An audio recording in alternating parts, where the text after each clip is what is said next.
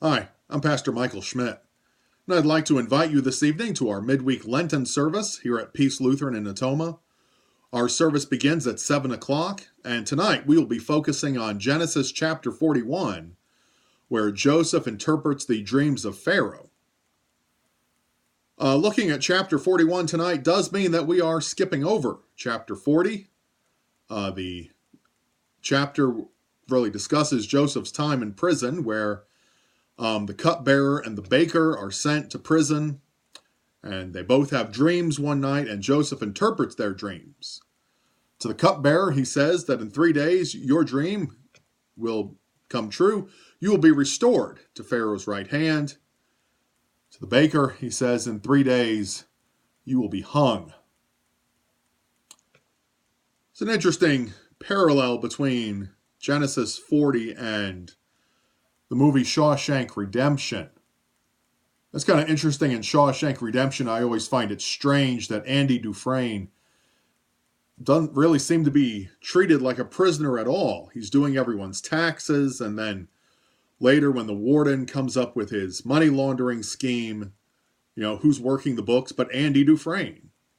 Andy is in the warden's office and doesn't quite have a key to the office, but does have access to whatever he needs and is treated almost like an extra worker in the prison, albeit a worker who is dressed in prison clothes.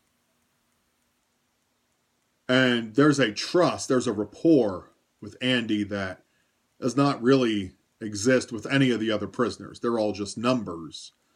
But Andy is the one with that secret talent that is able to conveniently help him and get him some rather plum jobs. The same is really true in Genesis here in the Joseph story. We see it a little bit today. Joseph just happens to be there and says, hey, I can interpret dreams. And of course, we remember Genesis 37. This is really what irked his brothers, is that Joseph had these dreams and said, well, these dreams mean that you will bow down to me one day. He says that to his brothers, and he says that to Jacob, his father, and they all really take offense at that, as most of us would. I mean, why would any of us bow down to someone that is, there's no reason to bow down to? And so that dream talent really comes back here in Genesis chapter 40, where Joseph interprets the dreams of the cupbearer and the baker, and they come true. And it's sort of, that Shawshank Redemption parallel where they're on the roof, tarring the roof, and Andy Dufresne goes up to the chief guard and says, I can help you with his estate tax problem.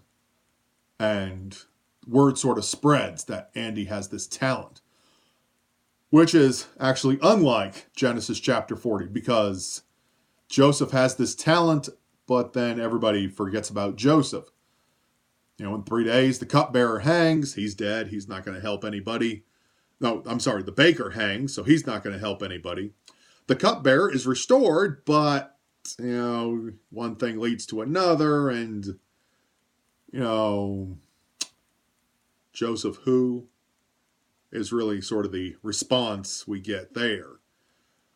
So Genesis chapter 40 is that lead up to chapter 41. In chapter 41, it begins when the cupbearer suddenly remembers that there was this guy Joseph in the prison that interpreted his dream, and maybe he could help Pharaoh.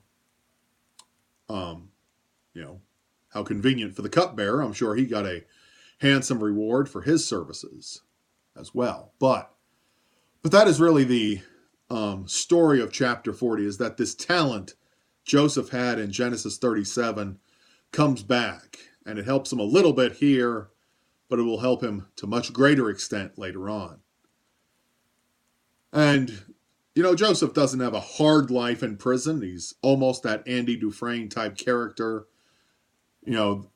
just like at Potiphar's house. Everything Joseph touches goes well, and as soon as people figure that out, they give Joseph more and more responsibilities and sort of take advantage of this gift, this talent that he has. And Joseph is just sort of the willing helper, just willing to help out. And can't really get out, can't really go back to Canaan. So, why not make the best of things, working, first in Potiphar's house and now here in the prison. And the Lord blesses Joseph and watches over him. So Joseph's life in Egypt, it's not quite what we often imagine it to be. We think, he's sold as a servant. He must have had a terrible life. He's in prison. Who wants to be there? But really, Joseph actually lives quite a comfortable life. It's not the ideal place. You'd rather be home.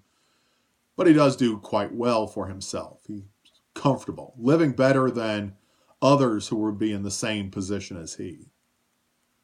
And that really sets the stage for what's coming tonight in Genesis 41, where Pharaoh has his own dreams, and Joseph will interpret them. And this time it will not be the life and death of some servants, but rather it will be the life and death of all Egypt. I hope to see you tonight, and may the Lord bless your day and bless your time in prayer and meditation during this Lenten tide. May the Lord bless your day.